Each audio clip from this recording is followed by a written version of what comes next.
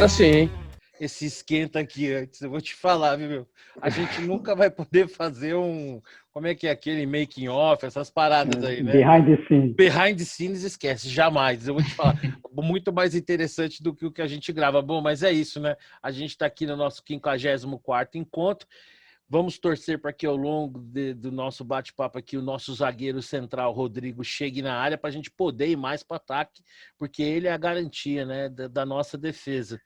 Bom, o Vitão não pôde estar conosco na semana passada, fez muita falta, então vamos logo para os números aí da maldita. Quais são as novidades, Victor? Pelo amor de Deus, quando isso vai acabar? Olha, talvez nunca, né? Mas o. Obrigado, puta palavra de apoio. A gente já está meio que se acostumando, né? Os números são positivos. A gente, depois de um viés de alta, sai do feriado.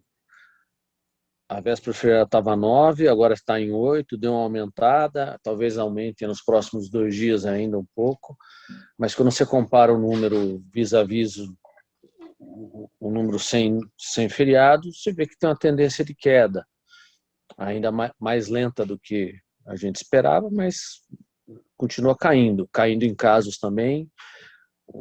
A gente passou um mês acima de 60 mil diários, de média, está em 57.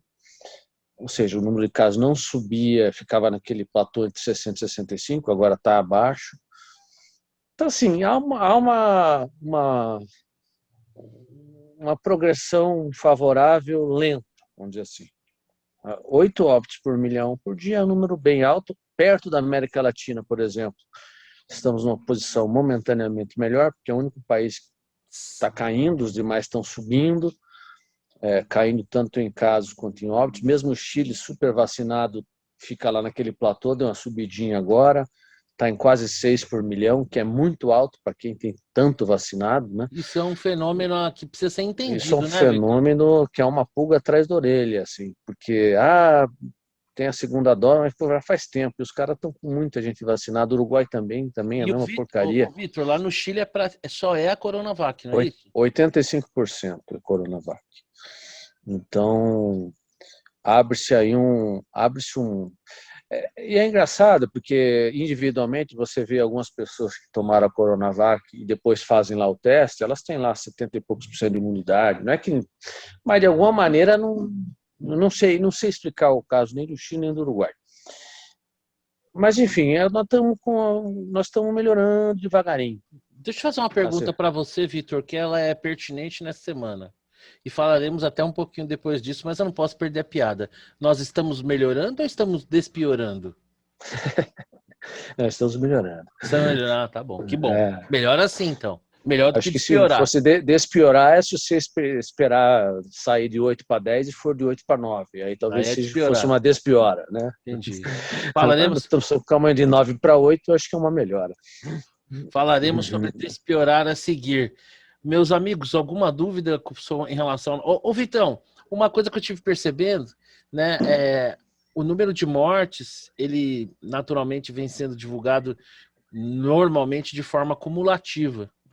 E por conta disso, o governo também começou a divulgar a vacinação, também então usando números absolutos. Fica claro de ver, e isso vale para os dois lados, né? Como os carteiros querem embalar as informações de acordo com o seu interesse, né? Porque ou a gente trabalha com números proporcionais e percentuais, ou a gente trabalha com números absolutos, né? Parece que os dois lados da história aí usam o critério de acordo com o interesse, né? Mas isso é muito normal, né? Cada um criticando, inclusive, quando o outro lado faz diferente, mas puxando a sua sardinha. Eu acho que o número de vacinação, você tem que olhar o número relativo. 25% da população com a primeira dose. 51 milhões. Temos 213, precisamos vacinar a gente mesmo. Né? E o número de óbitos também você tem que fazer a proporção. Sempre em contexto, né? Mas ninguém faz, né? Cada um querendo puxar a sua sardinha. Se fosse coerente, eu acho até que o número absoluto faz parte do contexto. Você precisa dizer quantas pessoas são. Claro, sem dúvida. Mas não é o que importa. Né? O que importa é você contextualizar, fazer uma taxa. Né? Mas, infelizmente, não... Você não vai, você nesse mundo de extremos polarizados, você vai ver a incoerência nessa conversa, né? Número de óbitos absolutos com vacinados relativos, ou número de vacinados absolutos com número de óbitos relativos. Você não usa É, o que, abacaxi com abacaxi. o que denota que a pandemia é palco para a disputa política e que pouca gente, muito pouca gente está de fato preocupado com a verdade ou com o que de fato disse estar preocupado. Falando nisso, né? Aliás, só para complementar isso que você acabou de falar, eu lembro logo no início da CPI, uma pergunta de um senador, não lembro qual, também não lembro, acho que era o próprio Pazuello, perguntou para o Pazuello, enfim, por que o site do Ministério da Saúde escondia o número de óbitos? Aí falou, não, o número de óbitos está lá. Aí você vai ver do que se trata, é que o número de recuperados está numa letra maior, num número maior, numa letra, né, maior do que o número de óbitos, que é pequeno do outro lado. Uma nota de rodapé, como se fosse mas possível. Não é nota de rodapé, está tudo numa tabela e, de fato, do lado esquerdo tem um número maior, né, não maior em quantidade, maior em tamanho, de recuperados, e desse lado aqui o número de óbitos está lá, não está escondido. Só está em número, a letra é menor, né? Então, da forma como você interpreta, você pode dizer, está escondendo? Não, eu estou mostrando. Ou estou chamando a atenção para o que é mais relevante, né? Para o mais relevante, que eu acho que é mais relevante. Enfim, exatamente. A história conta da forma, cada um conta da forma que lhe interessa. Né? E pouca gente preocupada de fato com a verdade dos fatos. Falando em pouca preocupação com a verdade dos fatos, né? Adivinha que nós vamos falar, né? Do circo parlamentar de inquérito, né? Que muitos de vocês, de uma maneira muito mais sábia e saudável, preferem não assistir, diferente de mim, que gosto, né? Tem esse lado sadomasoquista, talvez tenha sido 7 meses de fisioterapia, quando eu sofri um acidente que despertaram isso em mim, porque a certa altura, as primeiras vezes que dobravam o meu joelho, eu desmaiava. Depois eu pedia para elas dobrarem mais, porque eu estava curtindo a dor, porque era tanta dor, que depois vinha um alívio que era maravilhoso, né? Então deve vir daí esse meu apreço. Mas vamos fazer uma pirueta agora, assim, né? Como se estivesse assim, num poste daqueles que os bombeiros descem quando tem a chamada, e vamos falar com ele, Cleveland, né, que normalmente eu passo a bola para ele quando a jogada é mais dividida e tal, mas para falar da CPI, acho que tá tranquilo, né, Cleveland? Semana passada a gente teve a doutora Luana, causou muito boa impressão, impacto nas suas falas, mas desde então parece que não era bem assim as qualificações que ela ostentava, e ontem tivemos o ex-secretário executivo do Ministério da Saúde. Eu não sei se você leu, viu alguma coisa, se interessou, queria compartilhar aqui com a gente alguma impressão sobre o que viu ou tem visto na CPI. Confesso que meu médico mandou eu parar de assistir esse tipo de coisa, viu? Porque meu estômago está sendo muito afetado. Não tem estômago de avestruz, então eu preferi nem ver. Mas acho que alguma alusão ao meu estômago de avestruz? Não, imagina. Não, tá bom. Não, porque eu estou sentindo que semana já fizeram aí um exemplo meio engraçadinho no grupo. Vocês sabem que hoje em dia isso aí tem nome, né? Gordofobia. Agora eu também sou minoria, hein? Respeitem aí. Isso é coisa de Guterman, não é coisa minha, no não. No Brasil é maioria já. Já é maioria? Já. Desculpa, não posso. Mas eu crente que eu ia poder curtir uma de minoria, mas beleza. Bom, mas perdão, o Cleveland, eu acabei te interrompendo. Não, não estou entendendo muito bem qual que é essa história, viu, Marcelo? Porque o que está aparecendo lá é que todo mundo já sabe. Na realidade é isso. Vai dar algum resultado concreto isso? Duvido que dê algum resultado concreto. E virou palanque, né? Virou espaço para jornalista ficar discutindo, fez, não fez, deixou de fazer, e coisa do tipo. Eu te confesso que eu não tenho mais saúde para ficar vendo discussão política. Eu acho que assim, o Congresso tinha que estar fazendo outras coisas e está perdendo tempo com isso, ainda mais com o Renan Calheiros da vida sendo o condutor das perguntas, né? Só um parênteses, pouco que eu assisti, o que eu acho engraçado é que ele tem uma mania de repetir a pergunta de forma diferente depois de um tempo que ele já perguntou. Eu não sei se é alguma alguma deficiência que ele tem ou se é alguma técnica de investigação que ele tem utilizado. Mas uma coisa que eu reparei é que ele pergunta uma coisa, passa 10 perguntas, depois ele pergunta a mesma coisa de outra forma. Então, não sei onde ele quer chegar com isso. Não, Quer e pegar assim, o cara, e essa quer semana pegar o sujeito, pegadinho. Essa semana teve uma que foi legal, foi mais ou menos assim. O senhor participou na reunião que houve no Palácio do Planalto no dia tal? Aí o cara, não. Aí, nessa reunião, estavam presentes essas pessoas? Falei, Mas, senador, Marcelo, eu não sei se é pegadinha não, viu? Eu acho que alguém prepara as perguntas para ele e ele não sabe discernir da primeira até a última pergunta. Então, alguém fica criando O pessoal não criou um if. Os caras não criaram um if para ele lá nas perguntas. Pois é, criaram um filme e se o personagem não fizer parte daquele filme, aí acabou, né? Deviam colocar lá no relatório, né? If, se o cara responder não, pare por aqui, né?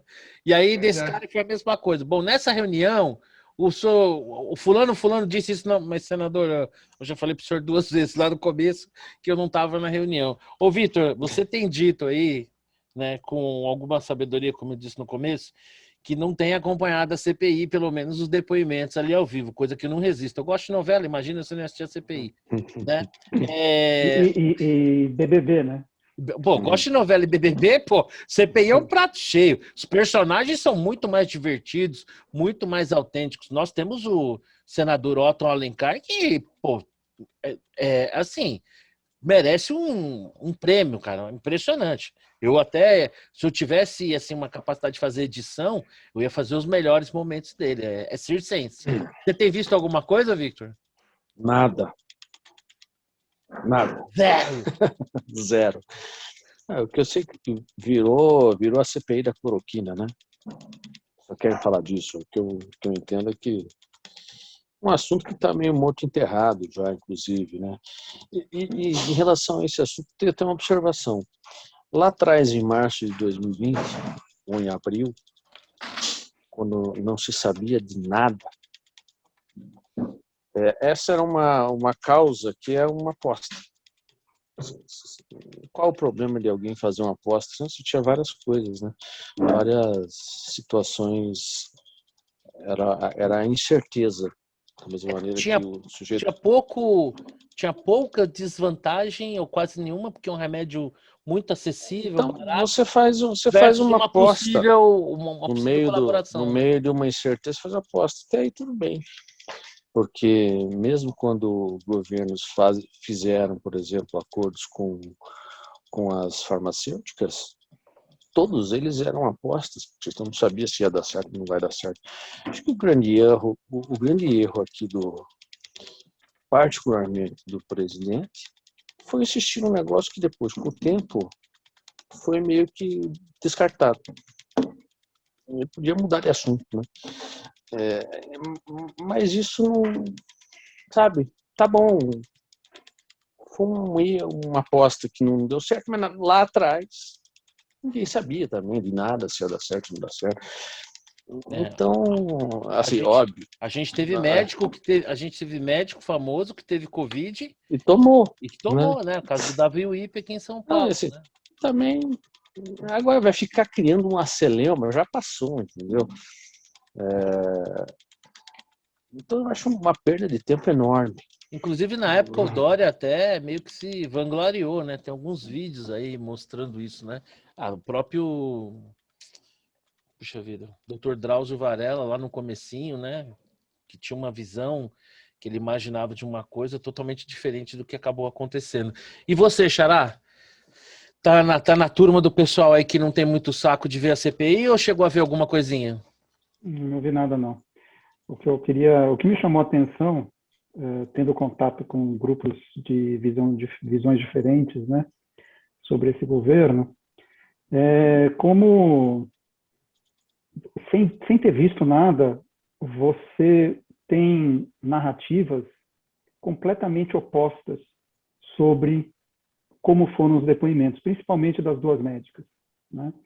É impressionante. Assim, você fala, não foram os mesmos depoimentos, não é possível que tenham sido os mesmos depoimentos, né? Porque a narrativa é completamente oposta. Impressionante. Então, só que teve um depoimento só, né? Só teve um, não teve dois. Verdade. Né? A Nise deu um depoimento, a outra deu outro depoimento, as pessoas assistiram a mesma coisa e contam histórias completamente diferentes. Então, assim, não tem, assim, se eu fosse depender dessas interpretações, Eu não conseguiria formar um eu não juízo. teria concluir nada. Sim, é verdade. Nada. Eu concordo plenamente com o que você está falando e eu vou dar um exemplo. Eu gosto de ver, né? Deve ser algum problema aí, talvez neurológico, mas, por exemplo, eu gostava de ver sessões do STF antes mesmo da questão do mensalão. Achava bonito o debate. É um caso grave. Então. E acontecia isso, é verdade. Eu gostava de assistir, porque achava bonito o debate, a defesa das ideias e tal. Então talvez venha daí. O que eu percebi, assim, né?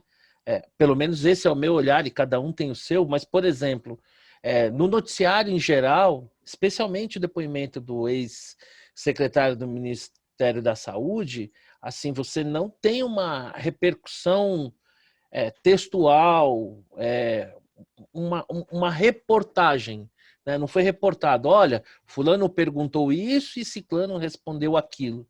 É sempre uma descrição com um viés de opinião. Eu não vi em nenhum lugar isso. E para mim, né, assim, pelo que eu vi, de todos os depoimentos, o que para mim teve 2 depoimentos que foram fundamentais. O do presidente da Pfizer, né? E ontem, o presidente do secretário, do depoimento do ex-secretário executivo do Ministério da Saúde, que me pareceu assim, e talvez pela própria natureza do seu cargo, né, mais executivo, mais técnico, né, enquanto o ministro é mais político, mais generalista, me pareceu assim um depoimento muito linear, muito seguro. Por exemplo, uma questão que eu lembro que nós havíamos conversado, não sei se aqui eu batendo papo no grupo, que era a questão, por exemplo, do aspecto da falta de amparo jurídico para que se fizesse o acordo, né? Então, o que ele disse ontem, que uma das exigências, primeira questão do volume lá de e-mails, muitos e-mails eram trocados dentro do mesmo dia, também teve uma janela lá de 7 dias que o Ministério da Saúde, na época, eles fizeram inclusive uma coletiva falando sobre isso, ficou com todos os temas fora do ar, mas uma coisa que me chamou a atenção, porque eu lembro que você havia argumentado, eu falei, pô, o Marcelo tem razão, que o aspecto jurídico era só fazer uma MP. O que o secretário esclareceu é o seguinte, que a Pfizer exigia que a MP tivesse poder de lei. E a preocupação do governo qual era? Que a medida provisória, como o próprio nome já diz, ela é provisória e ela precisaria vir a ser aprovada no Congresso. E por mais provável que ela viesse a ser aprovada, legalmente, o governo não poderia assinar um contrato nesses termos porque ele estaria usurpando de um poder que não era o dele, que era o poder de legislar, de fazer a lei e aprovar a lei, que era o poder do Congresso. Então, eu acho que assim, eu pego isso como um detalhe, porque também não vou carregar tudo, e acho que, ao final, a sensação que eu tenho é a seguinte, a instalação da CPI e o colegiado da CPI foi uma derrota para o governo, mas essa maioria que se formou contrária ao governo na CPI, a meu ver, ao longo do tempo e ao final da CPI, não vai conseguir causar um dano adicional ao governo, em termos de desgaste e imagem, do que já tinha antes da própria CPI em si. Isso eu concordo. Que, afinal de contas, além de não trazer nenhuma novidade, pelo contrário, né? Eu e você concordamos, independente do mérito, por exemplo, depoimento do Pazuello. O pessoal achava que ia ser uma carnificina. Não foi. Né? O depoimento da doutora Maíra, a capitã cloroquina, pô, eu assisti inteiro, meu, mulher serena, correta. A doutora Nise também, muita gente do próprio meio aí questiona ela, às vezes eu tenho até uma certa estranheza, como é que essa mulher conseguiu enganar tanta gente por tanto tempo, né, tendo militado num dos maiores hospitais, um dos melhores hospitais do mundo, né, como é o Albert Einstein, mas eu fiquei com essa sensação assim, acho que hoje ia ter o depoimento do governador do Amazonas, mas acabou por um instrumento legal não depondo. Vamos ver os próximos capítulos, mas eu acho que não vai ter nada diferente disso. A CPI foi instalada já com o relatório pronto, né? Eu só precisava preencher ali uns espaços em branco, né? A própria condução do Renan mostra isso, assim, tem uns momentos surreais, como esse senador Otto Alencar da Bahia, espetacular, cara. meu Deus do céu. Ali aquele senador talvez consiga trazer para a gente uma dimensão da nossa tragédia como país. Assim. É realmente alguém a ser notado. A gente precisa acompanhar ele. Você quer entender o Brasil, a nossa tragédia, acompanha o senador Otto Alencar. Bom, falando em tragédia, né? O bom da desgraça alheia é essa, que ela nos traz algum tipo de conforto. Né? Quando você está errado, você olha para o lado, tem alguém lá pior que você. Meu Deus do céu, que é essa eleição no Peru, né? Vocês, por acaso, vou começar agora pelo meu xará. Xará, você já viu o provável presidente eleito? Você já viu alguma entrevista dele? Porque hoje eu vi. Eu não tinha visto. Você já viu? Do Castilho? Não, não vi. Não vi. Meu amigo, você não faz ideia. Olha, tem uma entrevista dele, eu vou passar depois o link para vocês aqui. O cara falando para ele, perguntando para ele sobre monopólio. Porque o pessoal fala e sem nenhum... Passei no grupo, hein? Esse link tá no grupo. Meu Deus do céu. Vocês têm que rodar lá para trás, porque Meu, surreal. Bom, vamos lá, Xará. Você fez um texto legal lá sobre o Vargas Llosa e eu queria começar por você aqui, falando sobre a eleição peruana. Meu Deus, que pesadelo.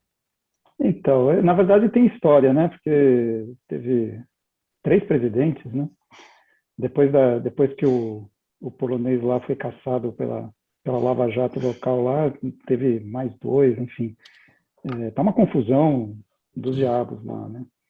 E essa eleição é, de fato, uma coisa notável, né? Quer dizer, 50% para um, 50% para o outro, vai ganhar sei lá, por dezenas de milhares de votos num colégio eleitoral de 20 milhões de votos. O país, né, realmente... Assim, não é que nós estejamos muito diferentes disso, né? Mas dá a impressão de que falta um centrão lá, não sei. Eu não conheço muito da política peruana. Agora, o futuro do Peru com esse sujeito sendo presidente, de fato, vamos ver, né? O Peru, é interessante o Peru, porque é um país que fez a lição de casa do ponto de vista macroeconômico, né? Estabilizou a moeda, tem um rating de soberano bem superior ao brasileiro, né? Igual ao colombiano, tal.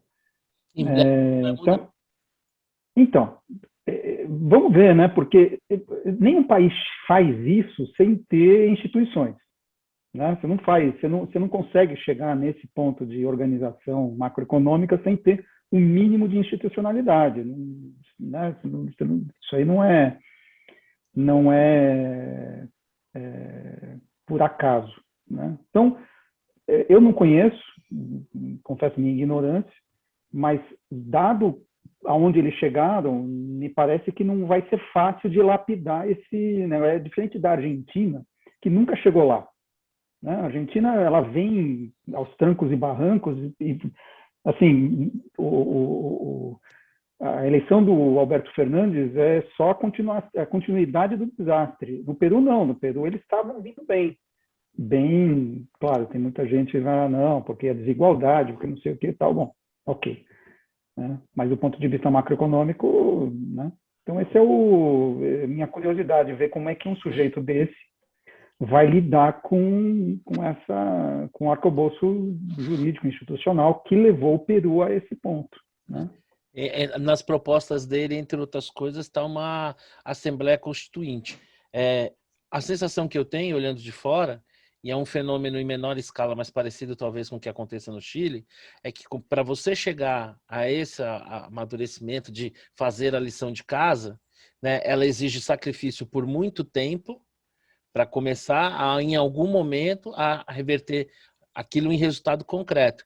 E aí você tem uma fadiga, assim, do tecido social, porque ele é um candidato do interior do país, uma cidade que está a 700 quilômetros de Lima, né? O eleitorado dele é as pessoas da zona rural, extremamente humildes, que, diferente do nosso olhar estatístico, não conseguem perceber nas suas vidas essa melhora do país. Né? E no Chile, eu acho que, guardadas as devidas proporções, é isso. O Chile lá atrás fez uma lição de casa, né? Muito bem feita, só que isso exige ao longo de muito tempo uma dose de sacrifício e vai tendo essa fadiga de material. Ô, Vitor, você colocou o vídeo, fala para nós o que você achou do conteúdo do vídeo. Não, se você ficou tão assustado quanto eu. Fiquei, até postei sobre isso, né? Surreal, um sujeito realmente muito despreparado. Não é pouco, não, é muito. Não daria conta de tocar um boteco. Ao ponto, E Vitor, o vai. que que ele falou? Na verdade, não é o que que ele falou, o que que ele não falou, porque ele era uma espécie de Canal livre. face-to-face. Tinha um outro entrevistador que perguntava: me dá um exemplo de que monopólios que você diz que você vai combater. Ele não sabia o que era monopólio. Me dá um exemplo de um sistema de educação. É o Singapura, mas Singapura é capitalista. Mas assim, um horror, um horror. Eu não consegui nem terminar, tá? Eu achei muito fraco. Se você olhar e Vergonha escutar. alheia. Exatamente. Sabe show de calouros? Que você não. Você tá. Mas você não olha assim de vergonha? O cara entra correndo, passa do microfone. É isso aí que o Victor tá falando. Então, quando. Assim, você. E não notei no sujeito nem aqueles aspectos de liderança. Não acompanhei, não posso dizer, porque você tem também. Nós também não somos exemplo para muita coisa, né? Sim, sem dúvida. Dado quem nós já elegemos, também não podemos falar muito. Mas você vê algum tipo de contexto na eleição desses personagens que nos afligem aqui. Realmente lá talvez deva ter um contexto, mas o fato é que a alternativa também era ruim. Então até fiz uma brincadeira, é uma disputa como se aqui tivéssemos um Boulos contra um Flávio Bolsonaro, alguma coisa mais ou menos parecida, assim, seria o equivalente ao que aconteceu lá. Eu acho que não tem a menor chance de dar certo. Não, mas Não, sabe o que não eu tem. acho, Victor? Eu não sei se você ficou com assim. Por mais que haja instituições, não vai dar certo. Vamos pensar assim, é uma ó. pena. Eu também acho que não vai dar certo. O ponto é o quanto não vai dar certo, quanto você vai deteriorar. Não, quanto você vai deteriorar a posição e assim, se der muito errado, ele vai ser expelido. Porque veja, o país foi dividido ao meio a meio. Né? Não é que the winner takes all. Não existe isso. Né? Você tem o Congresso, sim, você tem, né? O Supremo lá, não sei como é que apito toca tal, mas o fato é que você tem amarras e se ele pisar, mijar muito fora do pinico... É verdade, ele já entra ameaçado, né? O Porque Victor ele não conta com essa uma maioria ampla para aquela gordurinha para queimar, né, que você tem no começo do mandato.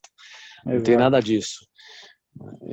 Inclusive, esses cenários de 50-50 são muito perigosos, né? Sim, sem dúvida. Porque Exatamente. você...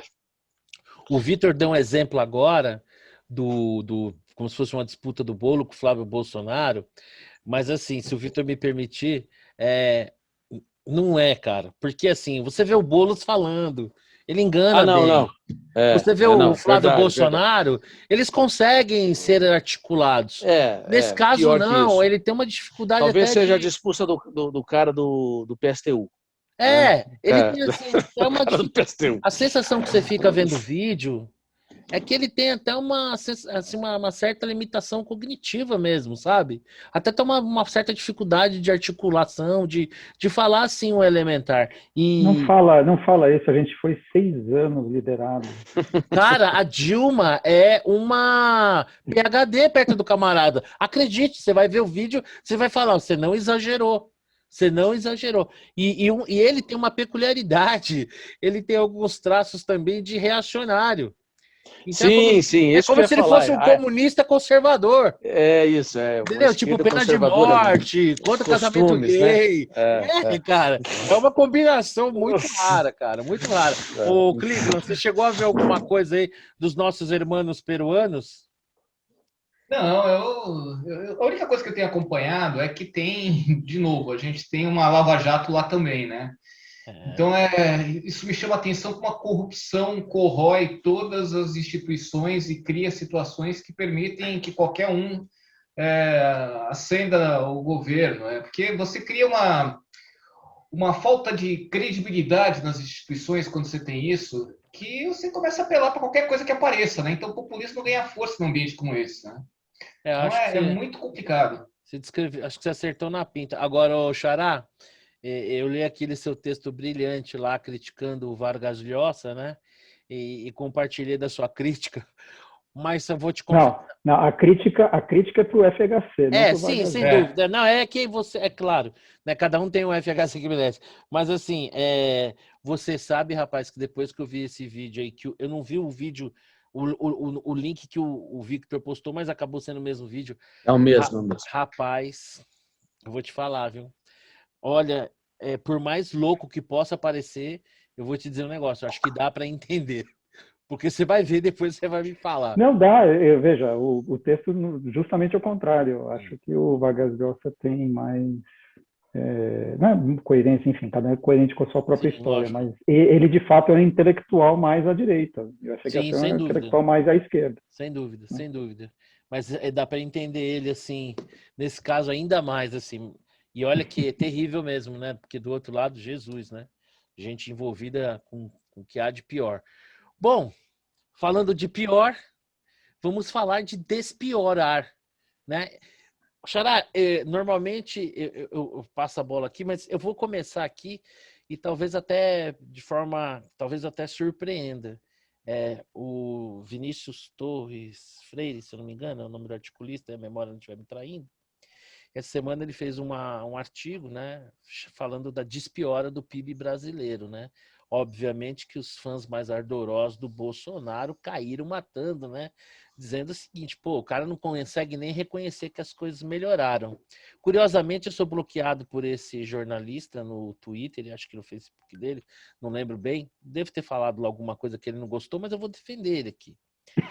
Como eu sempre li os artigos dele, esse termo ele usa faz tempo, né? E é um neologismo que ele criou para dizer o seguinte, olha, estava muito ruim, está menos ruim, mas a gente não pode dizer que essa mudança que teve, a gente pode considerar uma melhora, dado a gravidade do caso. Então, dentro do que ele defende, o termo, e da forma como ele recorrentemente usa esse termo, e usou por diversas vezes, até convergindo com o que você havia dito na semana passada, né, que a melhora do nosso PIB era para nos levar de volta à mediocridade, eu acho que ele foi injustamente criticado.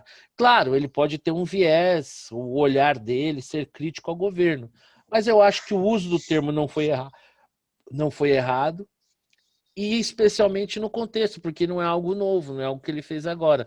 Agora eu queria saber de você o seguinte, despiorou mesmo, né? Porque houve uma expectativa que foi superada, né? O mercado tinha uma expectativa de um crescimento e veio um número razoavelmente melhor.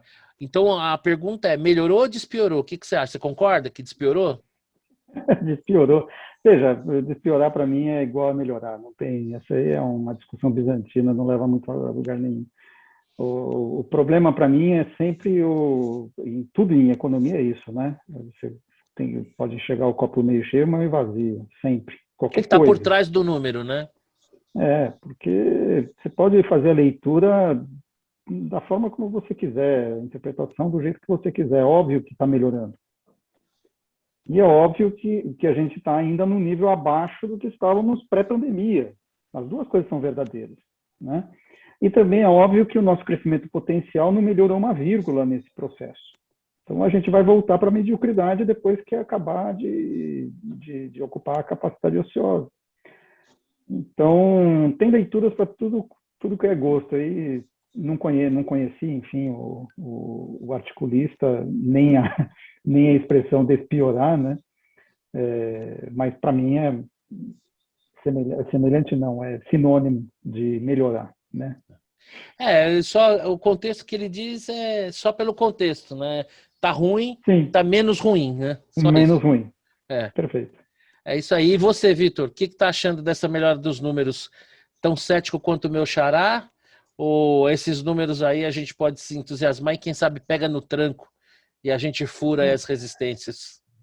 Acho que não sou otimista, sigo o relator, Guterman, mas é sempre melhor ter boas notícias do que ruins, né? Então, por mais que eu acho que não muda nada a nossa capacidade de longo prazo e os fundamentos não mudaram, mas é aquela coisa, se eu esperava 5 e veio 7, bom, né? Isso, óbvio, do ponto de vista político, é óbvio que isso dá um gás, porque A população não vai ter essa visão analítica de longo prazo, não. Vai ver o curto prazo, é isso que move as pessoas. Então, politicamente, acaba sendo importante. Não que isso, de fato, tenha havido alguma transformação maior do ponto de vista de conceito, nem que os problemas tenham desaparecido, os nossos problemas de sustentabilidade, né? Mas politicamente não é ruim, é ótimo, ótima Não é notícia. neutro, né? Não é neutro. É bastante favorável se continuar nessa toada, porque, na minha opinião, o que define uma eleição é a economia. Então, se você tiver um bem-estar momentâneo, aparentemente melhor do que esperado, lembre de 2014. A Dilma se reelegeu na Bacia das Almas e todos sabíamos que a situação econômica do ano seguinte seria desastrosa. Isso já era de conhecimento. Mas no momento perfeita. da eleição, isso não era visível ainda. Tinha um indicador de desemprego com 4%, o último a deteriorar, que estava super bem e tal. E ela se elegeu naquela. Vai ficar bem ruim, mas quem é que ligava? Né? 6 meses depois, ela não se reelegeria, mas nem de longe. Né? Então, eu vejo que politicamente isso é uma notícia relevante e positiva para o governo. Agora, do ponto de vista de mudou alguma coisa nos fundamentos? Não, né? Os problemas são os mesmos, né? Cleveland, não sei se vai falar, mas ele vai dar uma aula sobre isso. Não mudou nada. Peraí. Passa a bola para o Cleveland. Não, peraí. Mas agora não. Vamos lá. Chega de pessimismo, chega de ceticismo. Agora, vamos lá. Um pouco de ânimo, um pouco de euforia, um pouco de esperança nesses nossos corações. Com vocês, ele, o mensageiro da luz, Cleveland Prates. Por favor, suas considerações sobre esses magníficos números da economia brasileira, Cleveland. Também conhecido como Cavaleiro do Apocalipse, né? É isso, Marcelo. Então, né? Não queria falar, né? Mas... Você vê a inflação? Mas não é um problema. Assim, Detalhe, pequeno detalhe. não é um pequeno detalhe, mas não é um problema apenas brasileiro, né? Não, mas vamos lá, Marcelo. Outro dia eu estava conversando num grupo de amigos economistas e, obviamente, tem aqueles que são meio, digamos assim, tem uma visão mais heterodoxa, né? E aquela coisa de você insistir, olha, você viu os números durante o governo do PT, não sei o que, isso, aquilo, você começa a ver, você viu, mesmo na Dilma. E aí eu tentei criar uma figura que fosse mais inteligível para esses colegas. E aí eu lembrei do seguinte, quando você está num navio, principalmente num transatlântico ou naqueles containeiros lá, que transportam container, quando o navio começa a frear, ele começa a frear bem antes de chegar no porto, porque senão ele vai levando o que tem na frente, e assim por diante. E a economia é um pouco isso, né? O resultado que você está vendo hoje, de certa forma, é um reflexo de tudo que vem sendo feito antes, né? E o que me assusta é a velha história de sempre. A gente continua, o que o Marcelo Guterman está chamando de crescimento potencial, PIB potencial, não sei o que ele quis dizer, qual foi o termo que ele usou, mas a gente continua não resolvendo nossos problemas. Então, a grande questão é o seguinte, quanto tempo a gente já não cresceu nos últimos anos? Quanto tempo a gente vai levar para recuperar, de fato, o nível que a gente tinha lá atrás? E o que a gente tem feito para melhorar a produtividade do país, acertar contas públicas e outras coisas mais? Então, de novo, a gente está discutindo curtíssimo prazo. O mês virou um dado novo. Melhorou um pouquinho, piorou um pouquinho, despiorou, desmelhorou, sei lá. Minha preocupação não é essa. Minha preocupação lá na frente, minha preocupação é a trajetória. De novo, enquanto as pessoas entenderem que a economia é trajetória, não é conjuntura só, e a trajetória é muito mais importante do que a conjuntura, porque ela define a conjuntura lá na frente, a gente vai ficar nessa discussão. Então, ótimo que tem menos desempregados esse mês, o que não quer dizer que daqui a 1, 2, 3 meses a gente tenha menos desempregado ainda. Então, eu queria ver uma solução um pouco melhor nesse ambiente democrático que a gente vive. Eu não discordo de nenhum de vocês, né? Por incrível que possa parecer, na verdade é apenas uma vitória no varejo, enquanto no atacado não muda muito. Contudo, como o Vitor bem apontou, eu acho que ainda que que esses números eles não possam nos entusiasmar em relação a crescimento mais sustentável, uma mudança de patamar do país, ele faz com que o Bolsonaro, com que aumentem as chances do Bolsonaro ser desderrotado na próxima eleição, né? Porque se a economia tiver com números melhores, a chance dele ser desderrotado é maior, né? Porque no caso do Bolsonaro, ele não vai ganhar por mérito de novo, talvez por uma aversão ao seu adversário. Bom, mas é isso. Depois que nós despioramos aí, né? Mas ainda tem chão, eu acho. Isso aconteceu na primeira eleição da Dilma. Vamos lembrar que veio aquela crise em 2008, 2009 foi uma recessão brutal, e 2010 foi a recuperação. É que agora o timing está um ano antes, né? Então não sei como é que vai ser 2022. A recuperação é agora, 2021. Mas enfim, a história é a mesma. O governo não fez nada. Fez os pacotes ali que você faz na hora de enfrentar a recessão, mas ele não comandou o timing da recessão. E casou a recuperação justamente no ano eleitoral. O efeito bode na sala. A pandemia vai funcionar assim, né?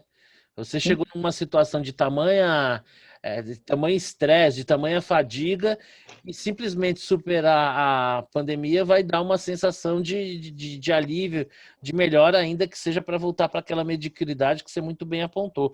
Eu acho que assim, toda a sorte que o Trump não teve, o Bolsonaro está tendo, né? Porque se a pandemia tivesse acontecido 6 meses ou um ano depois, esquece, já era, né? Então ele vai ter tempo de chegar na eleição com a pandemia superada e a economia recuperada ou em recuperação, né? O que, a meu ver, né, vai ser vantajoso para ele, e em alguma medida parece que, ainda que embrionariamente, as pesquisas, que ainda são muito cedo, mas já começaram a capturar algum movimentozinho assim, né? Bom... Mas assim, talvez até a gente tivesse que abrir um bullet para esse tema, porque você está dizendo que ele vai ter tempo, né? Algum tempo, né? Ele tem tempo, de fato tem um ano, né? Um ano e pouquinho. O que ele fará com esse tempo que ele é dado, né? Ele pode, do jeito que ele é incendiário, ele pode queimar o tempo, né? Não duvido. E acho que tem uma questão... O Bolsonaro é que nem a torcida da Portuguesa, né? Não precisa de adversário para brigar, eles brigam entre eles mesmo, né? Ele tem, por exemplo, eu vejo assim, não é um cenário tão simples, que ele fez no segundo turno 56% dos votos válidos. Eu diria que isso aí é meio que o teto dele. Porque os anti-bolsonaristas não vão se converter, né? E aí você tem aquele pessoal que votou nulo. Mas eu acho que ele tem um potencial de perder muito maior do que ganhar. E a única coisa que pode jogar a favor é a economia. Você vê que mesmo nessas simulações hoje de segundo turno, ele perde para todo mundo. Verdade. Como então, assim, na outra eleição, né? Bolsonaro perde para todo mundo e acaba... Isso, mas já uma semana antes, 2 semanas antes da eleição, isso já não era mais verdade. Já não dá para sustentar mais, é verdade. Mas então, assim, eu acho que assim, tem um tempo aí. O que vai fazer com o tempo, né? Mas eu acho que tem um movimento aí também dentro dessa questão do eleitorado, e eu concordo com você, né? Eu vejo 2 coisas na eleição. Tem muita gente que hoje,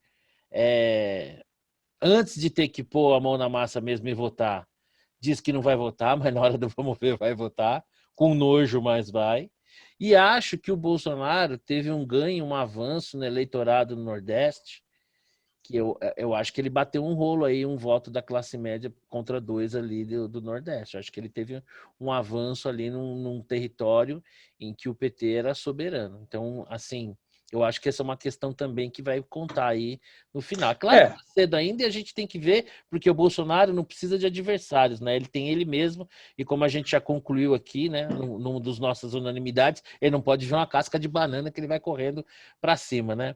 Deixa eu falar uma coisa para vocês. Falando em piorar, despiorar, melhorar, né? A gente até não falou disso na semana passada, e vamos falar hoje. É Copa América ou Cova América? Quero primeiro a opinião do Xará.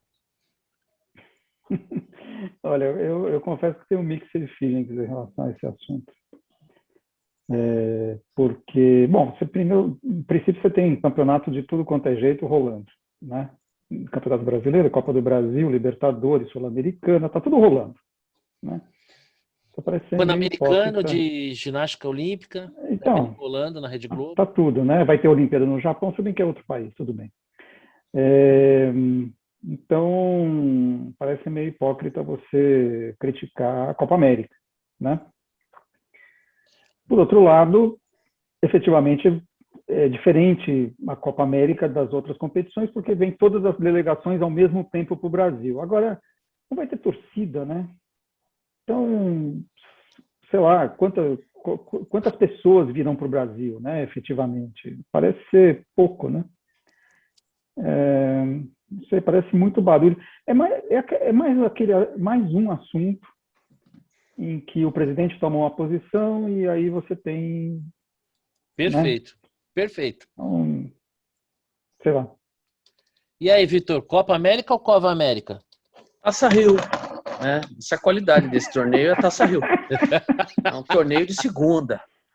Não vale nem a preocupação. Veja, eu acho que... Até eu escrevi sobre isso. Eu acho que quando você toma uma decisão dessa, tem que ver riscos e benefícios. O benefício, para mim, é quase nulo. Tem um benefício aqui, que foi assim, quem está transmitindo é o SBT. Foi por isso que ele bancou, para atrapalhar a Globo. Porque qual é o benefício para o país de bancar a competição tipo Taça Rio? O problema da Conmebol é que se vire. Então, Saiu, o benefício, qual é o benefício para o Brasil? Para mim, nenhum. Riscos são baixos. Eu acho que são baixos os riscos, com todos os protocolos, etc. Também não é... Há outras competições rolando. Então, de fato... Agora, você tem um risco maior do que uma Libertadores, né? Porque tem aquela concentração de 10 delegações, vem junto, vem jornalista, vem isso, vem aquilo, e vai que entra uma cepa boliviana nova, né? Vai que acontece isso. É baixo o risco? Baixíssimo. Mas se você ponderar risco e benefício, eu não faria nada, não faria nenhuma operação de salvamento. E acho que... Aí você tem, obviamente, o ponto negativo que não é risco, mas é um efeito colateral, que é o efeito imagem negativa. E isso aí você poderia ser simplesmente evitado. Então, assim, se fosse ponderar prós e contras de tomada de decisão, eu não tomaria a decisão de abraçar a Copa América, dados os benefícios e os riscos. Dito isso, acho que não é um evento de grande risco, apesar deles existirem. É um evento de baixíssima qualidade, é uma Taça Rio, né? Futebolisticamente falando, 10 times jogando 4 amistosos, 8 se classificam, é um caça-níquel horroroso. Então, assim, não vale, é um negócio... E, putz, então a gente ficar discutindo sobre isso parar no STF, assim, é mais uma coisa mesmo. O que o STF tem que Inclusive, dar pitaco? Para!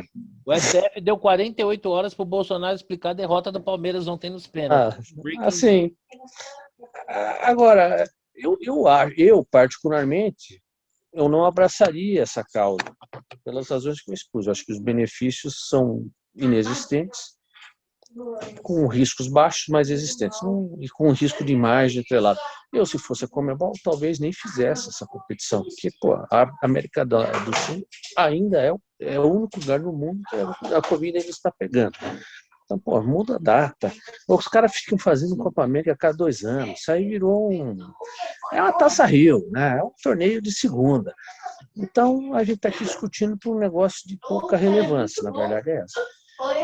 Mas, assim, sendo analítico, não abraçaria essa causa. Agora, está claro que foi abraçada porque vai ser transmitida pelo SBT e vai atrapalhar a Globo. Está muito claro. Se fosse a Globo com os direitos de transmissão, não teria Copa América no Brasil. A Copa América ficaria órfã, né? Mas não é o caso. É a única razão lógica que eu encontro para esse, digamos assim, esse posicionamento, tá? Não vejo outra razão. Apesar de que se a Globo tivesse o direito de transmissão, muito provavelmente muita gente que hoje é contra seria a favor. Mas olha só, Em questão de falar sobre torneios que não tem muita relevância, muita importância, nós temos um especialista aqui com a gente, campeão do único torneio Verão Vivo da Band, que é disputado a cada 2.000 anos, né? O próximo vai ser em 4.000, o último foi em 2000, depois de Cristo, ali disputado no Maracanã, uma final de Mundial com 2 times do mesmo país, um país que o campeão que não ganhou nenhum continente, mas enfim, vamos falar com o Cleveland, que é um especialista nesse tipo de torneio. Cleveland, o que você acha dessa Copa América que, segundo o Victor, não vale nada? Você como Quanto especialista, ódio nesse teu coraçãozinho, né? você como Quanto especialista ódio. no tema. Ah, meu caro, olha só, fiquei tentando pensar, depois que eu vi essa notícia, fiquei tentando pensar o que passa na cabeça do Bolsonaro, né?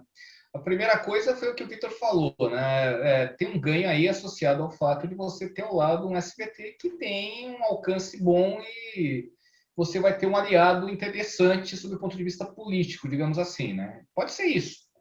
Pode ser outra coisa também, mas essa segunda hipótese eu já levantei, mas eu acho que não sei se é muito viável, que é o fato de que você tira um pouquinho o foco de outros assuntos. Como o brasileiro gosta de futebol, eventualmente o brasileiro deixa de olhar tanto para problemas e começa a ver olhar para a seleção brasileira como alguma expectativa de que vai ser campeão e mude o humor das pessoas. Pode ser isso também, mas eu acho menos provável. A terceira hipótese que me parece mais clara é que aquele senhor lá que presidia a máfia da CBF, ele deve ter batido ligado lá para o Bolsonaro, falado meia hora, esse negócio de compadre, falar daqui, falar de lá, tá uma cervejinha, e faz esse negócio aí, vamos fazer, vamos ver, vamos assistir, eu gosto de futebol, você também gosta, e saiu alguma coisa aí desse tipo. Eu acho que deve ter sido alguma coisa que junta essas 3 coisas. Mas, no fundo, o que me chama a atenção é tanta gritaria contra, né? Eu acho que as pessoas estão tão revoltadas com relação a tudo que ninguém parou para pensar qual é o efeito de fato, quanto que vai agregar na confusão que a gente já tem aqui essa Copa América. Eu acho que é tão pouco em termos de efeito pandêmico. Eu imagino que a gente já tem problema suficiente para achar que a vinda da Copa América vai ser uma pandemia enorme, dado o ambiente que está sendo formado. Não sei, honestamente, eu tenho uma coisa mais importante para pensar do que isso, Marcelo. Olha, eu acho o seguinte, realmente, são 10 equipes, a delegação aí por volta acho que de 60, 65 pessoas, estamos falando de 650 pessoas. No primeiro momento, assim, eu tinha sentimentos conflitantes em relação, porque eu imaginava a questão da pandemia, mas quando você pensa que esse pessoal vai estar todo imunizado, né, vai estar seguindo os mesmos protocolos dos jogos que a gente está assistindo aí todo dia, torcendo cada um pelo seu clube, que vão estar praticamente numa situação de confinamento, né? Não vão estar circulando e tudo. Então, assim, eu particularmente, no que diz respeito à pandemia em si, não vejo impeditivo, não compartilho de uma certa preocupação, em alguns casos até levada ao nível da histeria. Mas concordo com o Victor no seguinte sentido, eu acho que tem um desgaste de imagem. E esse desgaste de imagem me levou à seguinte pergunta, né? Será que o Bolsonaro é tão burro que não percebe desse desgaste de imagem? Bom, partindo do princípio que ele seja, mas não tanto quanto se imagina, por que ele faria isso? E eu tenho uma pequena teoria que é a seguinte: bom, você tem uma Rede Globo 24 horas por dia debulhando você, não é um inimigo fácil de se ter. O SBT é a segunda emissora do país. Então, ter o SBT como aliado, como Cleveland falou, num cenário como esse, me parece ser estrategicamente assim, bom, já que eu tenho a maior emissora do país me surrando diariamente, talvez ali, né, fazer um agrado para o seu Silvio seja uma estratégia interessante. Sem contar, acho que o próprio prazer pessoal de fustigar a Globo. Mas tem um outro detalhe. Quem acompanhar a Rede Record mais proximamente vai perceber que a Record está menos alinhada com o Bolsonaro do que já teve. Talvez pela, vamos dizer assim, a não ingerência do governo brasileiro dos problemas que a Universal vem enfrentando em Angola. E talvez a indicação do Crivella para embaixador, que é uma vergonha inominável, né? Um absurdo, né, cara? Mas a indicação dele para embaixador tenha funcionado ali como talvez uma gorjeta, um cala-boca. Então, eu acho que tem um jogo de interesses e estratégico por trás dessa Copa América maior do que o que a gente pode, do que, por exemplo, me parece ser assim, o mais óbvio. Ainda que normalmente eu acredite que normalmente o que parece, em alguns casos, é mesmo. Agora, assim como outras tantas questões, ela acabou virando também o pano de fundo daquela disputa, né? Do Mandetta chamar de Cova América, né? Do jornalista da Globo lá, esqueci o locutor, dá um Luiz baita do Roberto. Luiz Roberto, dá um chilique, fica toda excitada, né? O Casagrande falando, né? Uma situação tão constrangedora que o Galvão até teve que fazer. Não, eu também tinha falado dos outros campeonatos que a própria Globo transmite, né? A própria questão do Pan-Americano de ginástica olímpica, que ainda que um evento de menor porte, mas nos mesmos moldes, teoricamente no mesmo conceito. Se não era o momento, não era para ser agora. Então, boa parte das Acho que pessoas. a Globo é parte interessada, né? Fica até chato ela se posicionar de maneira tão veemente, né? Porque ela é parte interessada. O que mostra que a crítica é tendenciosa, não é uma crítica verdadeira de fato. Se amanhã fosse para a Globo transmitir a Copa América ia ser legal pra caramba. Não tenha dúvida disso. E aquela história, né? Estamos de olho, ó. Não adianta falar que é contra a Copa América, não adianta falar que é pandemia, genocídio e colocar lá no SBT na miúda, não, hein? Vamos patrulhar as redes sociais aí, vamos cobrar esse pessoal, hein? Eu vou ficar de olho nos comentários dos jogos do Brasil aí e vou dar uma incomodada aí. Bom, aliás, deixa eu só para complementar, a nota dos jogadores brasileiros foi uma vitória para o governo, né?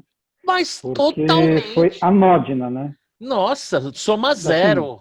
A mega afinada, nada. né? Assim, exato, porque do jeito que eles prepararam, não, eles vão fazer dias, né, falando sobre esse comunicado. Putz, o que vai sair? O que eles vão falar, né? Por isso que o Casão tava puto da vida, óbvio. Saiu um troço daquele. Como diz o legal, a montanha pariu o rato, né? Porra. Agora, uma coisa que me chamou a atenção, eu não sei se vocês têm essa sensação ou não sei se porque eu era mais jovem ou não. Eu sempre, quando vejo a seleção brasileira, deve ser porque eu envelheci, me parecem tão garotos quando a gente olha lá para trás. Quando eu vejo, por exemplo, Sócrates e Zico, no seu auge, eu não sei, acho que eles eram mais velhos. Por que que a gente era novo, né? Deve ser isso, talvez.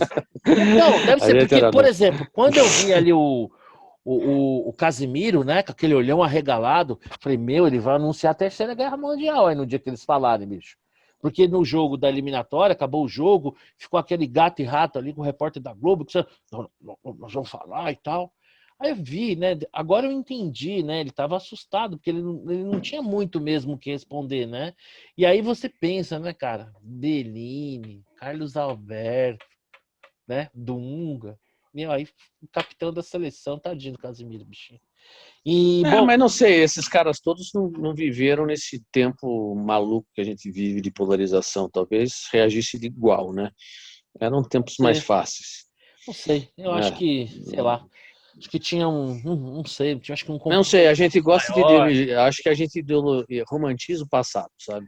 Um amigo meu... eu não sei se é verdade. Sentir saudade, né?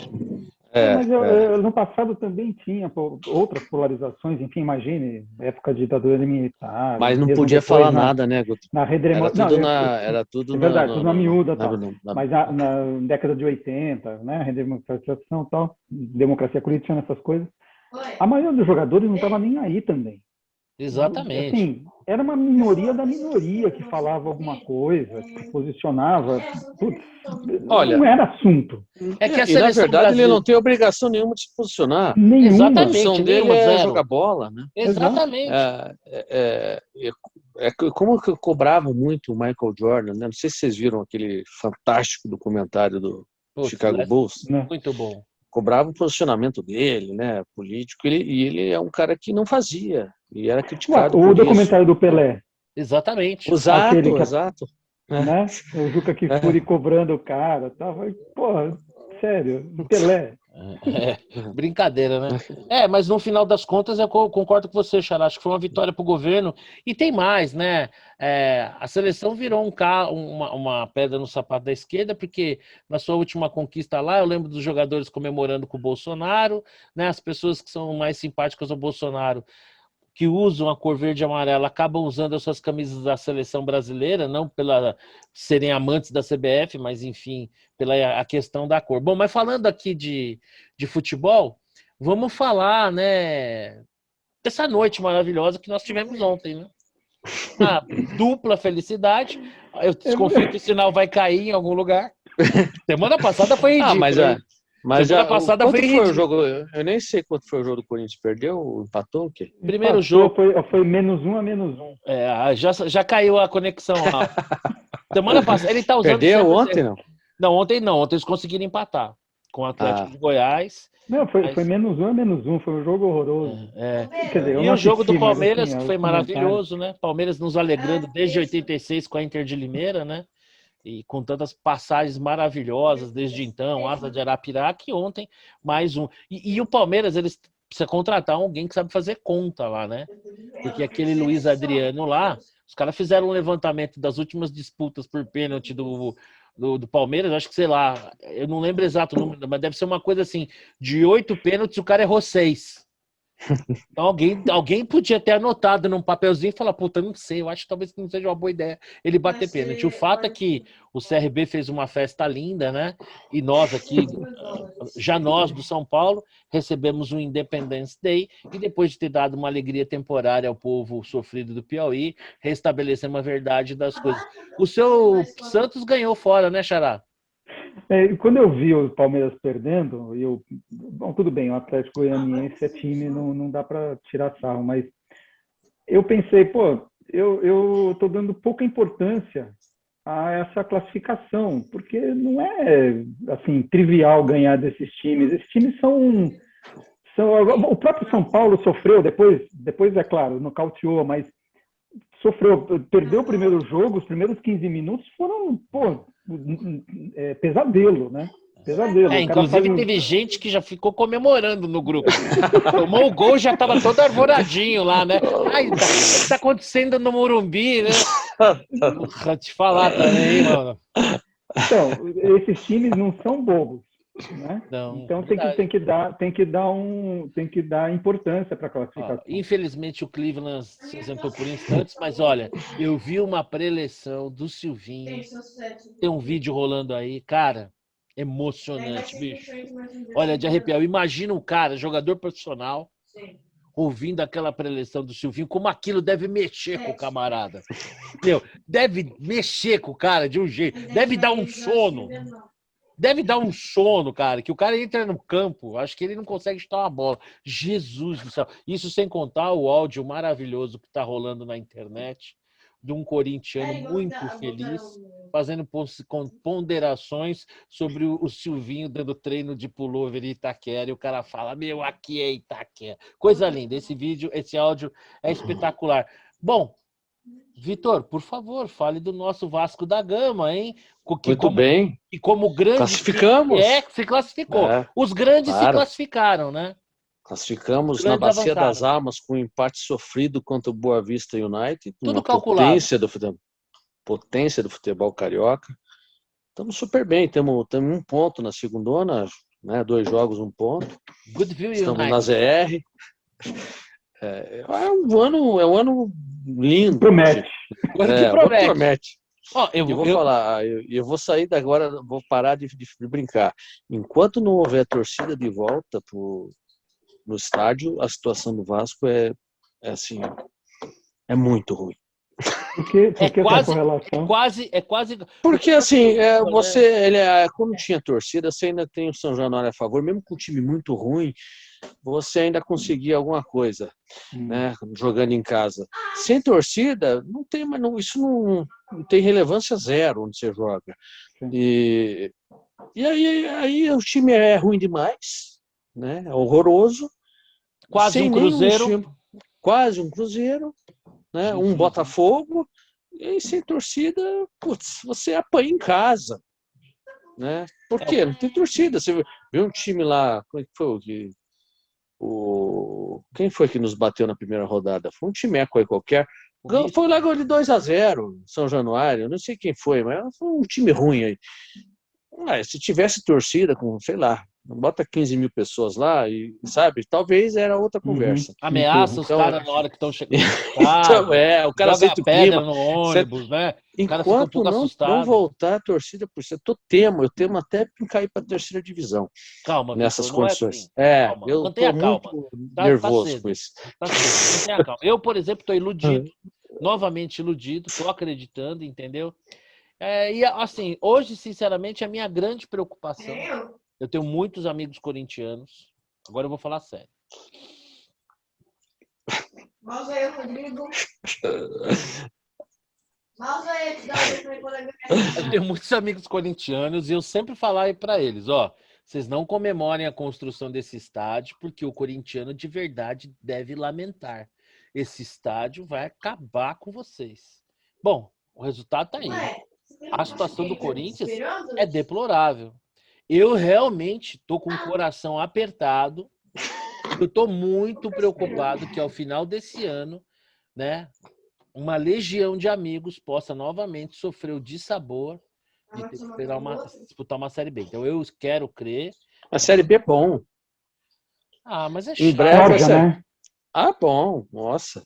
Forja, Já tem Vasco, Cruzeiro, Botafogo, tem Curitiba, tem vários campeões brasileiros. Eu acho que a gente precisa fazer uma campanha em prol de uma Série B ainda mais competitiva. Então, assim, Corinthians é super bem-vindo, nós não vamos subir mesmo. Então, que venha o Corinthians, que venha mais Calma, Não vamos. Não se deixe Já joguei a toalha. Vitor, veja só. Não, já. Nós estamos não dá aqui mais. num mar de pessimismo, né? Mas não se deixe contaminar, inclusive no futebol. Calma. A Cruz de Malta, ela tem seu valor, ela vai se recuperar ao longo do tempo. Calma.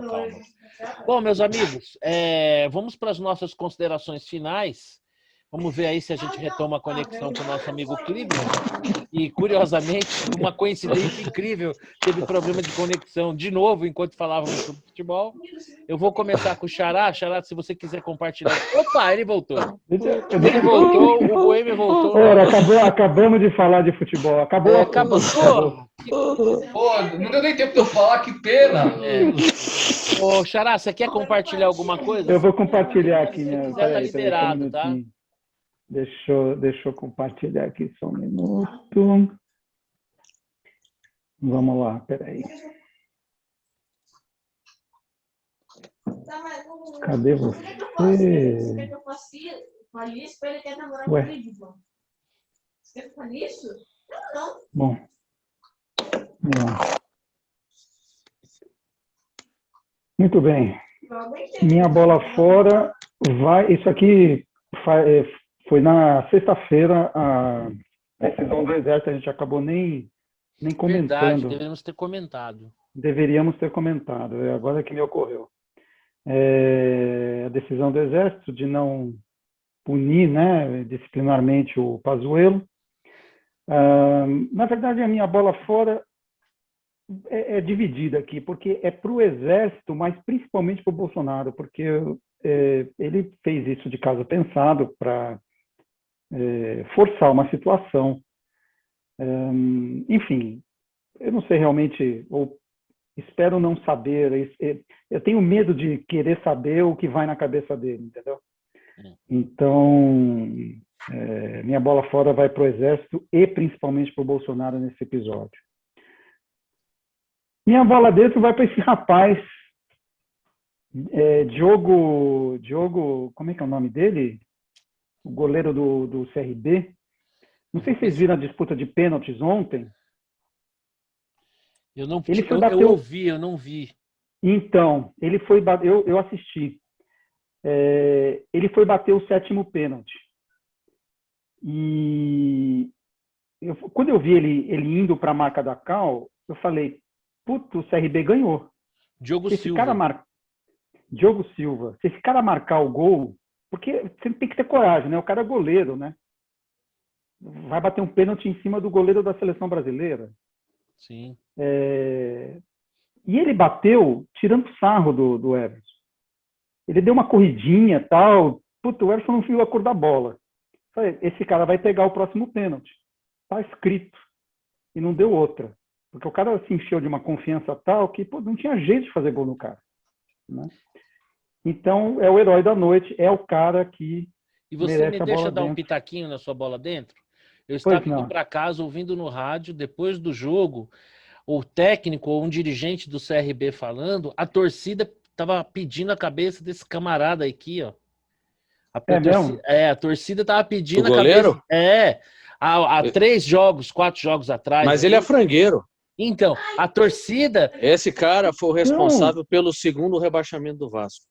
Aí, ó, tá vendo? Tá ah, vendo? ele jogava no Vasco? Jogava no Vasco em Então, 2012, acho. tava numa noite Frangueiro. inspirada, porque ele segurou o Palmeiras. Frangueiraço. Futebol Bom, é esse- maravilhoso, né? Esse Não, goleiro, esse do CRB, É. É isso que aí. coisa. O Você vê que dirigente coisa, falou né? que a torcida pegava no pé e ontem foi a noite do cara. Boa, Xará. Futebol é uma coisa incrível. E minha dica da semana é um livro que eu estou lendo, não acabei ainda, é um livro muito grosso, muito longo, né? Mas chama-se Sussurros. É interessante, é a vida familiar na União Soviética, de Stalin, né?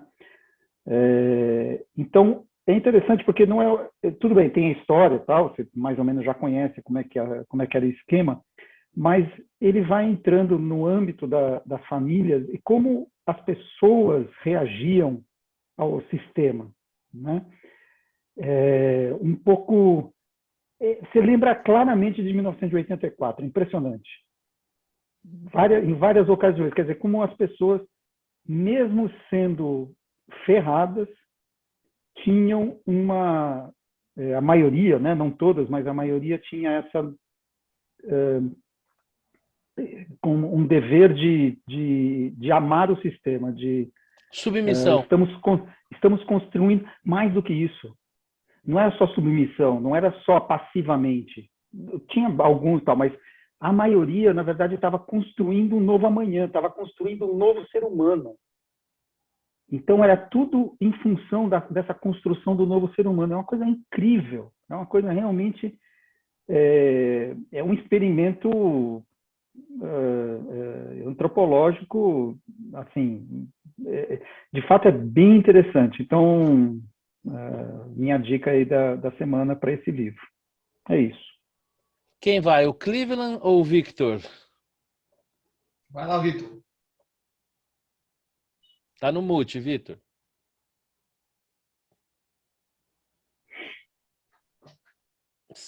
Não esquece de tirar o mute, hein?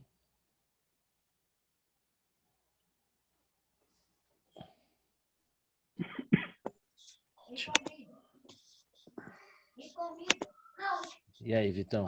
Agora eu tenho PowerPoint. Você tá achando que... Sim. Nossa, super bolas fora. Não. Pô, Vitão. Caramba, viu, meu? Não posso deixar A você minha falar são antes de várias bolas fora. Vamos lá. Primeira bola fora, Peru. Já falamos do Peru, acho que dispensa comentários, né? Quando você faz a opção pelo atraso consciente, aí depois não reclama. Segunda prova, bola fora, Bolsonaro. Aí nem acho que eu pensei que a questão do exército tinha sido superada, se não seria minha bola fora mesmo. Mas ele mais uma vez desse essa conversa que eu tenho certeza, tenho provas que houve fraude, não sei o quê. Meu, assim, se tem prova, então coloca na mesa, porque senão está sendo omisso, conivente e irresponsável, e se não tem, é um bravateiro mentiroso. Então, em qualquer situação, o desfecho conclusivo é ruim. Tivemos uma declaração muito infeliz do nosso irmão, né, europeu, uma civilização argentina construída a partir de barcos que vêm da Europa, ignorando a história dos países vizinhos, né, com uma certa conotação de superioridade aí na conversa, enfim. É um material farto para memes nos próximos 12 meses, né? Um cara realmente sem noção, está conduzindo a Argentina aí para baixo do fundo do poço. E uma outra bola fora, para mim, é o Dória, né? Eu acho que assim, é o nosso hipócrita do bem, né? E eu acho o seguinte, não veria nenhum problema de você se refestelar aí no sol, como ele está na foto, se você tivesse uma postura razoável ou uma postura diferente publicamente do que ele faz, né? Então, assim, é o famoso faço o que eu digo, não faço o que eu faço. Ele só incinera a imagem pública dele com isso, né? É um negócio realmente que você mina a sua credibilidade, se você realmente quer liderar pelo exemplo. Não é a primeira vez, né? Teve o episódio de Miami, você tranca o estado e vai fazer compras em Miami. Então, assim, o cara realmente parece que não tem noção, né?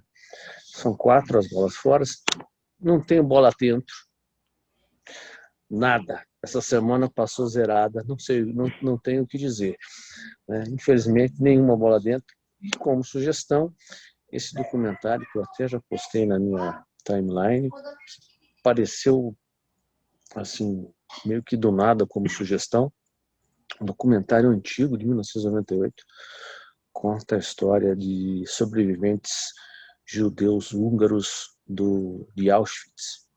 Então, provavelmente hoje a maioria deles já até deve ter morrido, porque de 98 eles já estavam bem idosos, né? E com cenas chocantes sobre esse tempo, esse período, mas assim, indispensável, eu diria. Apesar de antigo, né, como se trata de um fato histórico, não tem importância se ele é de 98, de 2010, 2015. Assim, bastante duro, mas eu diria que vale a pena para quem tiver com 1h30 de tempo sobrando, obviamente que precisa estar no espírito, mas é muito. E aí, Cleveland, quais são suas considerações finais? Só fazer só uma consideração com relação ao que o querido presidente argentino disse ontem, né? Tem cada dia mais ficado assim embasbacado, para dizer o mínimo, com a capacidade que os governantes da América Latina têm de falar bobagem. É impressionante, assim, não tem a mínima noção do quanto isso pode afetar. Você pode gerar uma discussão até dentro de um bar na fronteira entre argentino e brasileiro por conta de uma bobagem desse tipo, né? Por sorte, eu fui dar uma olhadinha no perfil do sujeito e não precisa nem brasileiro sacanear o cara. Os argentinos estão sacaneando o cara direto. Ele virou uma meme ambulante na Argentina. Eu falei com um amigo meu argentino também. O cara tá falando, isso foi tão estúpido e a gente está numa situação tão ruim que ver um cara falando essa bobagem numa situação dessa é algo que é inaceitável, né? Então, os próprios argentinos estão sacaneando esse maluco aí. Mais um que não vejo a hora que vai embora. Bom, vou compartilhar aqui com vocês a minha bola fora e a minha bola dentro. Bom, primeiro a bola fora aí, quase que batendo aí em cheio com o Vitor, eu fiz até um pódio, né? Boa. Fiz até um pódio, a medalha de bronze vai pro Dória, né? Tem um problema mental. Tem uma coisa no Dória que eu tenho que admitir. Em pelo menos 2 momentos o Dória foi sincero. Quando ele foi para Miami e agora no final de semana no Rio tomando um solzinho. Este é o Dória. É a natureza dele. Né? Quer dizer, é uma falta absurda de sensibilidade. Tem algum problema tomar sol num hotel? Mesmo que seja claro, não. Mas, fofinho, nesse momento, né? Quer tomar sol no hotel? Pode? Pode. Convém? Não convém. Né? Não convém. Né? Que nem a mocinha lá que fez aqueles vídeos, né? Eu quero tomar sol no hotel rico, eu sou governador, fechei todo o estado, tem um monte de gente fodida e eu quero tomar sol. Você acha que eu posso? Poder? Pode. Convém? Não convém. Então é de uma falta de sensibilidade, de noção, mas tem um lado bom, que é o Dória sendo Dória. Ele é isso aí mesmo. Ele é o cara que ele fecha o estado, entra no avião e vai para Bal Harbor, meu. E que se dane você, que tem seu comércio, a sua atividade, seu emprego, que se dane. Tô nem aí. Caguei para você. E é o lance da vacina. Meu, fez a vacina, correu atrás, meu, tá nem aí com o bem das pessoas. É uma questão política. Claro, ótimo, tem vacina, as pessoas estão vacinando. Mas a falta de noção do Dória é absurda. A medalha de prata vai pro nosso presidente por um motivo diferente. Né?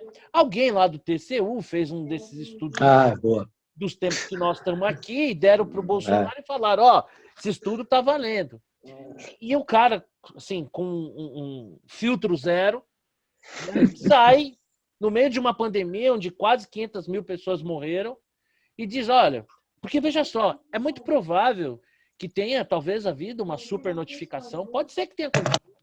Pode ser que daqui a algum tempo se faça um estudo sério, se debruce sobre isso, pode ser até o contrário. Pode ser Mas o excedente de óbitos não deixa margem a dúvidas. Exatamente. Né? Mas pode ser que seja feito um estudo e que a gente apure esse número um pouco para mais, um pouco para menos, qual que é o número exato. Mas um presidente da República dá uma declaração como essa, num momento como esse, baseado num documento que ele não sabe nem muito bem quem fez.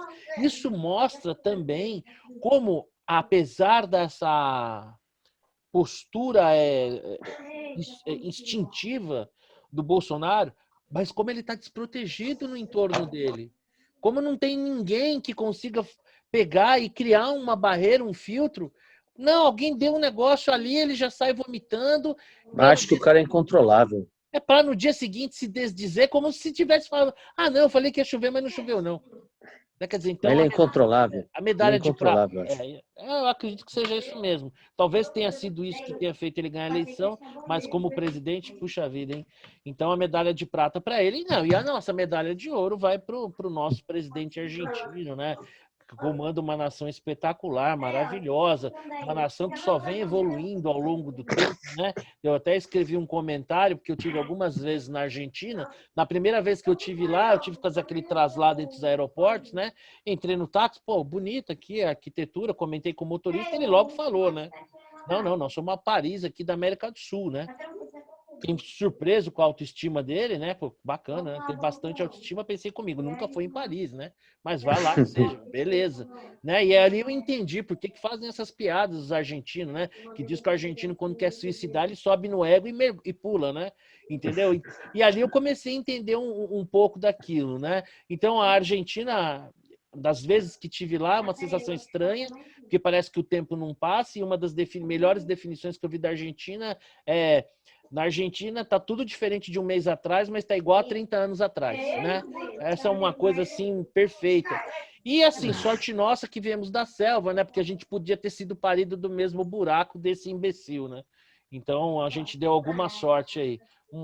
É difícil falar e é muito legal a gente ver. Você sabe que o filho argentino, né, chamou o pai e falou assim: pai, quando eu crescer, eu quero ser como você. O pai ficou todo orgulhoso, né?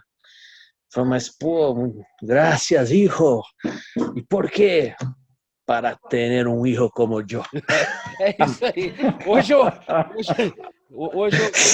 também é que a Argentina e a China tinham entrado numa rusga comercial e os argentinos mandaram uma carta dizendo que ia entrar em guerra com a Argentina.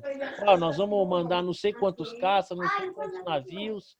E os chineses falaram na resposta, né? Olha, nós vamos mandar 100 vezes mais aviões, 200 vezes mais navios. E aí o argentino falou, não, então não vai ter mais guerra, porque nós não vamos ter onde conseguir enterrar tanta gente, né? Então, essa ilustra um pouco do espírito portenho. E olha, cara, eu lamento profundamente não me lembrar, mas uma vez, nas páginas amarelas da Veja, teve uma entrevista com um pensador argentino e ele falava sobre essa arrogância cultural que permeia a cultura argentina, que não permite que eles façam um meia-culpa e retomem rumos, né? Porque, poxa, a Argentina era um país que no século passado, no começo do século passado, uma das maiores economias, erradicou o analfabetismo nos anos 50, né? Mas, lamentavelmente, uma sociedade em franca decadência. Bom, a minha bola... além do pódio, tem a medalha de honra ao mérito. Né? O senador Otto Alencar merece, gente. Alguém tem que recolher os melhores momentos dele, fazer um vídeo. Eu aconselho a vocês que assistam pelo menos uma sessão da CPI, para vocês terem... Olha, assim... Dizem que a genialidade humana tem um limite. Deve ter mesmo, né? Agora, imbecilidade, vocês podem ter certeza que não. O senador é a prova viva disso. Bom, bola dentro, né? Ó, coisa linda.